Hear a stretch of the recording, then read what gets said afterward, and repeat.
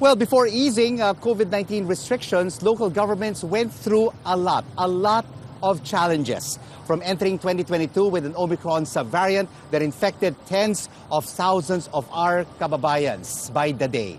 The mounting crucial elections with the highest voter turnout in the country's history. We look back at the year that was for San Juan City and its plans moving forward. Mayor Francis Zamora joins us now.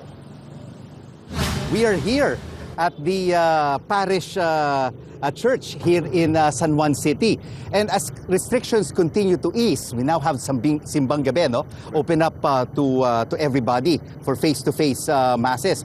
Are you bullish about the San Juan economy? And is it back to pre-pandemic levels? First of all, Rico, thank you for being here in Santuario de Santo Cristo. It's an honor for San Juan to have CNN for the Simbang Gabi.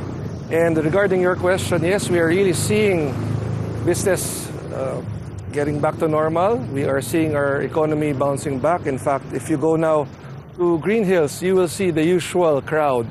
It's as if there's no pandemic. But again, don't worry, because even with all of the easing of restrictions, our cases remain to be very low.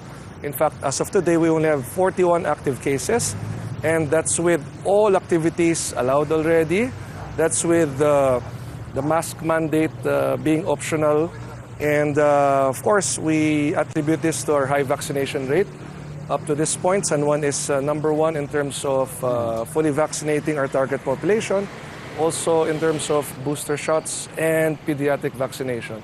So if you ask me, it's really the vaccination that's helping us go back to normal. But Mayor Francis, are there still some San Juaneños who are basically resisting or hesitating to get boosted? Regarding booster shots, we are more than 100%, relatively lower than our fully vaccinated percentage. And that's where the challenge comes in, because it's about mindset. Some people think, number one, the cases are very low, maybe I don't need the booster anymore. Next, some just are probably complacent at this point, thinking that the first 2 doses are enough. But again, I'm here to tell everyone that we need to get boosted, because the first 2 doses eventually will fade. And if we don't get boosted, then our level of protection will lower as the months go by. But of course, Mayor Francis, there are new types of vaccines that are being developed. Are you also in line to order the bivalent vaccines? Right now, the national government is supplying our vaccines. We ordered AstraZeneca last year, but with the new technology in the vaccines, we still don't have access to that.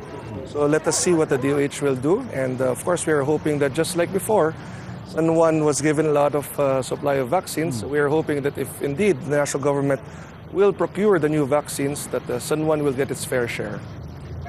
You were mayor during the height of the COVID-19 pandemic. A lot of challenges that you faced over the past 2.5 years. How has it changed the city, and lessons learned in the healthcare system? And how are you preparing for a potential virus that may hit the country once again? Please don't forget that San Juan was the site of the first local transmission of COVID-19 in the Philippines. So it was indeed a challenge. But again, the main motivation really was, San Juan was the location of the first local transmission. It also pushed me as mayor to make sure that we would also be the first to get back to normalcy. That is why we wanted to be number one in terms of vaccinating our population, because it is a way of showing people that we have bounced back from the pandemic. We are showing people that San Juan is safe to go to, that business is back, that life is going back to normal. And you are now in your second term as Chief Executive of San Juan. And you are now, congratulations, the President of the Metro Manila Council. How can we improve the interconnectivity, Mayor Francis, between the cities? One thing that we are focusing on now is a single ticketing system. If you ask me about interconnectivity, this is something that we are doing now. It's basically integrating the traffic systems of all the LGUs with LTO, with MMDA.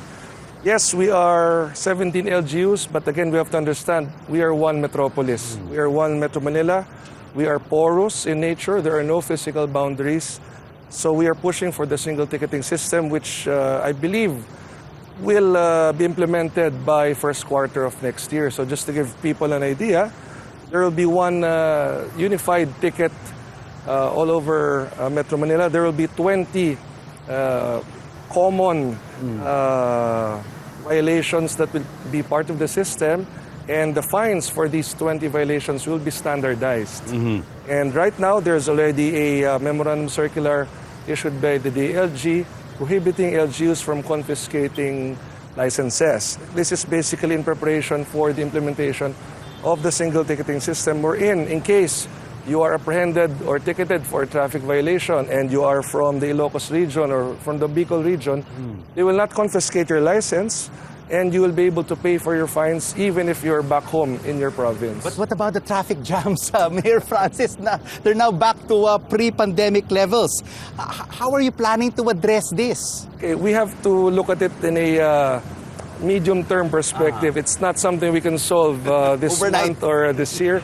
But looking at the infrastructure that is being planned for Metro Manila, looking at the subway systems, looking at the NLEX, SLEX connectors, looking at all the bridges that eventually will be built.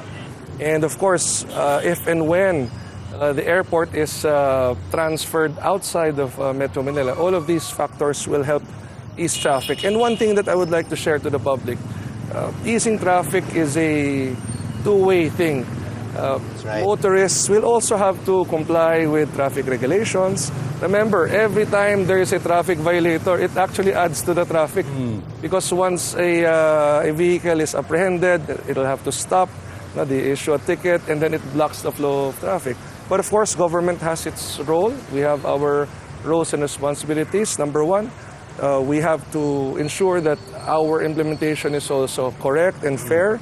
Next, the infrastructure is very important. I have seen the plans for the subways, and again, I am pushing, of course, that San Juan will be part of the subway system. I have seen the connectors, the north and south connectors, and it's really just a matter of time. It'll take a few years for all of these to be implemented. We have to sacrifice a little, but in the end, we will see the benefits of all of these. Apart from traffic, another major and perennial problem in Metro Manila is drugs. I mean, how is San Juan pursuing the drug war under the Marcos administration, and how should other Metro Manila cities battle this? Rico, we have 21 barangays. As of yesterday, 18 out of 21 have been drug cleared, and as of yesterday after lunch, the last 3 barangays have been provisionally drug cleared, meaning we just have to submit some documents, some certifications by January, and if the PDEA will appreciate all of these submissions, possibly by January we will be a drug cleared city. So this is big for us because as Mayor also, Rico, let me share to you that I joined drug raids with our police. It's my way of showing the drug syndicates that the Mayor of San Juan is serious in eradicating the drug problem. Also, I'm very supportive of the BIDA program of Secretary Abalos of the DLG. It's a different approach. It's more holistic. It focuses on the root cause of drug addiction. It focuses on education, on interfaith-based approach to end drugs. It also focuses on livelihood. So it is not just focused on supply reduction. It approaches it in a holistic method. So a holistic approach in fighting the drug war in Metro Manila. Correct. Mayor Francis Zamora of San Juan, thank you so much for joining us on The Final Word. Thank you so much.